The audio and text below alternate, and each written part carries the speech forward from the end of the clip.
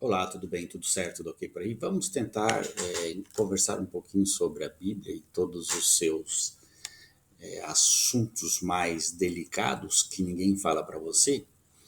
A Bíblia começa com um monte de genocídios a sangue frio de crianças e jovens e adultos, ordenados pelo Deus dessa mitologia bíblica. Você pode ver isso em Números 31, 17 a 18. Matem todos os meninos pequenos.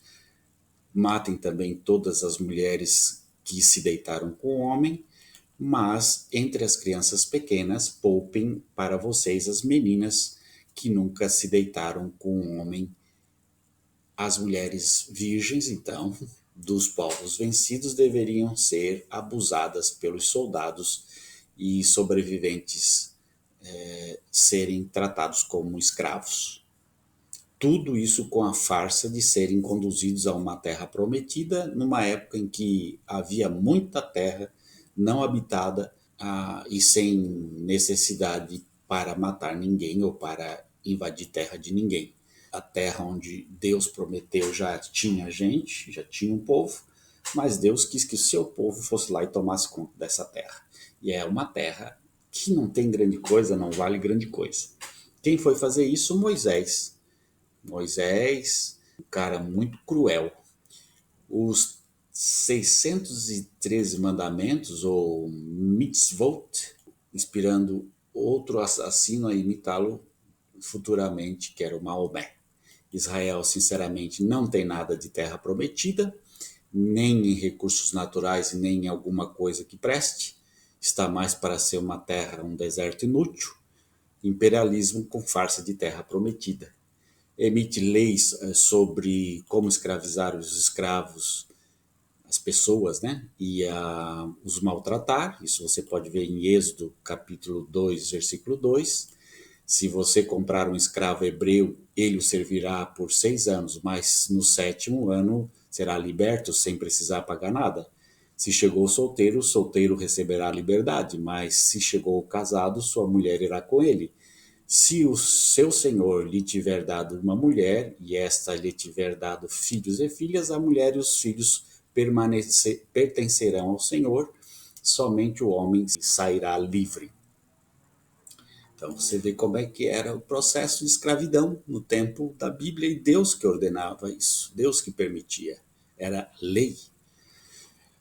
Também temos leis que orientavam os pais a matarem o filho a pedradas por desobediência. Pode ver isso em Deuteronômio capítulo 21, de 18 a 21. Deus que afirma que os erros dos pais não são transferidos de pai para filho, mas tira a vida do bebê inocente do rei Davi, ao invés de matar Davi, que era o verdadeiro culpado das desgraças com o povo. Lá em 2 Samuel capítulo 2, versículo 15 a 18, mata inocente. A mulher estuprada deveria casar com o estuprador, caso ele quisesse, e não caso ela quisesse. Isso está em Deuteronômio capítulo 22, 28 a 29. Mulheres eram indignas apenas por estarem no período menstrual, Levítico 15, 19 a 20. Algo que, segundo a mitologia bíblica, me parece que foi o próprio Deus que inventou essa questão da impureza por causa da menstruação, ou até a menstruação. A história de Jó é uma desgraça em forma de lição de moral, um Deus que permite a morte de pessoas inocentes só para provar ao seu adversário que o seu servo era fiel, decide exterminar todos os primogênitos do Egito, então mata toda a família desse servo fiel, os animais, faz esse servo fiel sofrer um monte, para depois Deus dizer que ia dar em dobro tudo aquilo que ele perdeu, se ferrou a vida toda, perdeu toda a família. Como é que Deus vai dar a família que ele perdeu, a mulher, os filhos que Deus levou, só para fazer essa aposta com o diabo de que Jó era fiel? Isso é uma tolice, né? Deus fazer uma coisa dessa com uma pessoa é escárnio, decide exterminar todos os primogênitos do Egito, desde o bebê ao mais velho, e ainda endurece o coração da pessoa que era a causa do problema, só para ter motivos de executar o plano diabólico para exibição de poder, que ele era poderoso, Deus poderoso. Êxodo capítulo 12, versículo 23 a 36, dá ordem a profetas para comer fezes, Ezequiel 4, de 12 a 17. Deus instrui Ezequiel a assar pão com fezes humanas como combustível, simbolizando a fome e a impureza que o povo de Israel sofrera durante o exílio.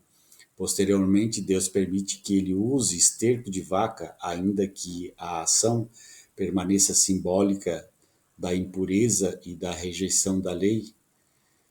Isaías 36, versículo 12, o comandante Rabsaque usa a ameaça de comer fezes como forma de zombaria e terror psicológico contra os habitantes de Jerusalém, enfatizando a fragilidade da cidade e a derrota iminente. Malaquias, capítulo 2, versículo 3, Deus ameaça castigar os sacerdotes com a mesma sorte dos animais sacrificados impuros, espalhando esterco sobre suas faces. Também muitos profetas andaram nus a pedido de Deus. Em Isaías, capítulo 20, de 2 a 3, o profeta é instruído a tirar o pano de saco e as sandálias e andar nu e descalço como um sinal de futura humilhação do Egito e da Etiópia. Saul, em 1 Samuel, capítulo 19, versículo 23 a 24, Saul, sob a influência do Espírito, tirou suas roupas e profetizou nu diante de Samuel.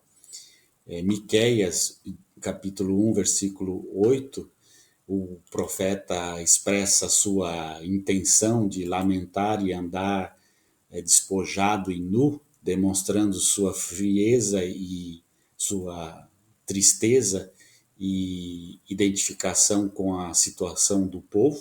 Deus também manda os profetas a casarem com prostitutas, simplesmente para tentar dar uma lição de moral ao povo. Isso você pode ver em Oséias capítulo 1, versículos de 2 a 9, quando pela primeira vez o Senhor falou por meio de Oséias. O Senhor lhe disse: vá e case com uma prostituta e tenha com ela filhos de uma prostituta, porque a terra se prostituiu, desviando-se do Senhor. Então Oséias foi e casou com Gomer, filha de Diblaim, que ficou grávida e lhe deu um filho. Não havia forma menos obscena, inteligente de fazer essas coisas. Deus precisava fazer desse jeito. Já no Novo Testamento, Deus permite que matem crianças até 2 anos só para salvar Jesus. Em Mateus capítulo 2, versículo de 16 a 18, Deus permite que o faraó, que o imperador, mande lá matar crianças até 2 anos e disse para Maria e José fugirem para o Egito e que se ferrem as outras crianças, os filhos das outras pessoas. Só salvou Jesus. Então aí também é um Deus cruel.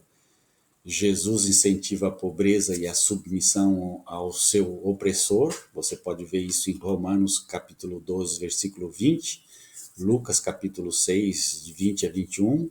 Jesus diz: bem-aventurados os pobres, porque eles herdarão o reino. Quer dizer, se ferre nesse mundo e vocês vão receber depois no outro a vida eterna. Então é isso. Lucas 14, versículo 13, convida os pobres para um banquete. Você lendo lá, você vai entender, não dá para falar tudo aqui.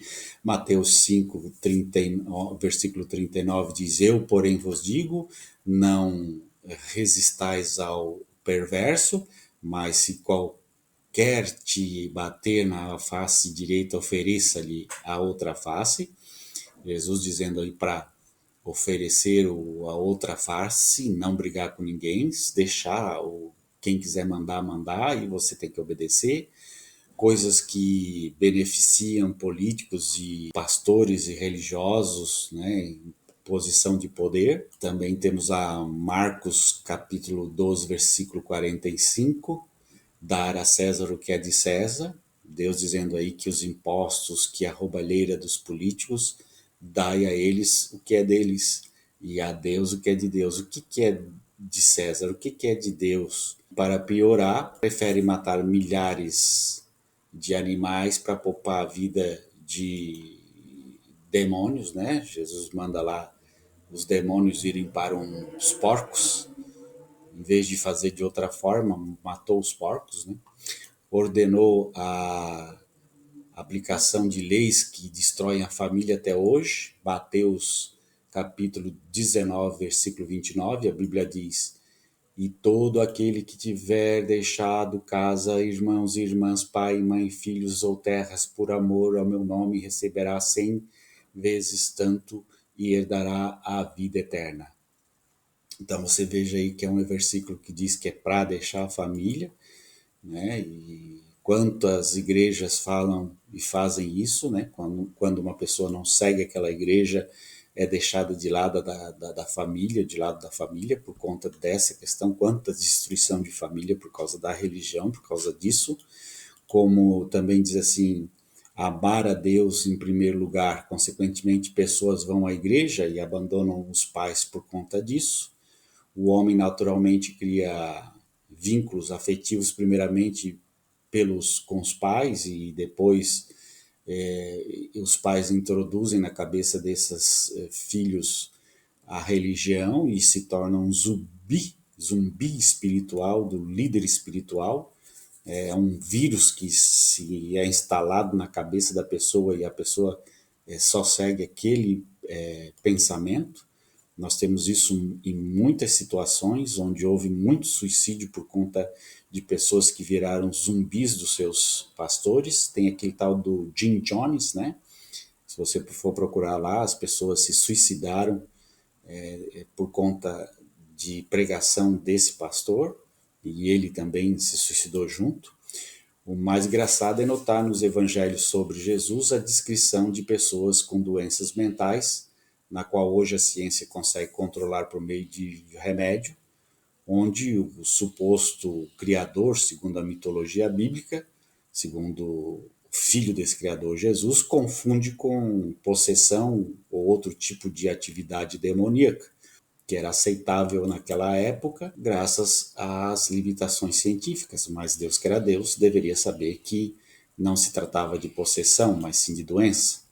Mais adiante, Paulo afirmou que Jesus viria antes dele morrer, mas como a mentira tem pernas curtas, não aconteceu. Em Tessalonicenses, capítulo 4, versículo de 13 a 18, está escrito assim: não quero, porém, irmãos, que sejais ignorantes acerca dos que já morreram, para que não vos entristeçais como os demais que não têm esperança. Porque se cremos que Jesus morreu e ressuscitou, assim também aos que em Jesus dormem, Deus os tornará a trazer com eles. Dize-nos, pois, isto pela palavra do Senhor, que nós, os que ficamos vivos para a vinda do Senhor, não precederemos os que dormem. Porque o mesmo Senhor descerá do céu com alarido e com voz de arcanjo e com a trombeta de Deus, e os que morreram em Cristo ressuscitarão primeiro. Depois nós, os que ficamos vivos, seremos arrebatados juntamente com eles nas nuvens a encontrar o Senhor nos ares, e assim estaremos sempre com o Senhor. Portanto, consolai-vos uns aos outros com essas palavras. Então, Paulo aí diz que Jesus vai voltar antes dele morrer, e está bem claro aí, olha, e não aconteceu. Então, Paulo mentiu, Jesus mentiu, quem mentiu?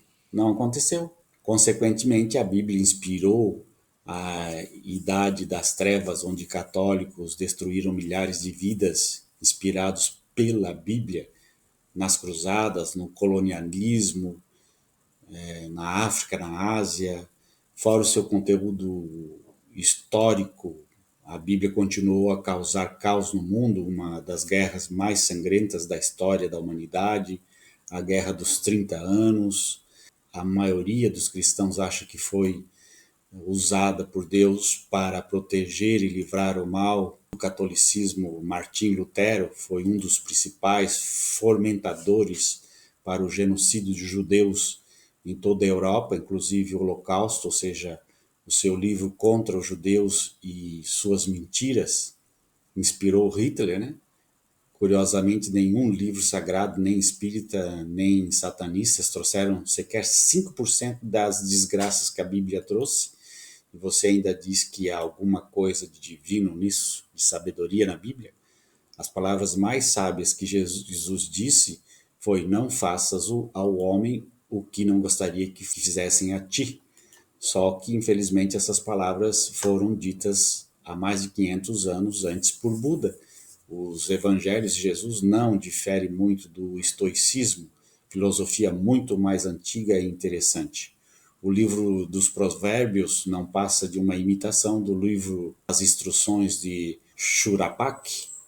Gênesis tem a essência da epopeia de Gilgamesh. Todos esses livros foram escritos antes da Bíblia, portanto, a probabilidade de a Bíblia ser plágio dessas obras anteriores é de quase 100%.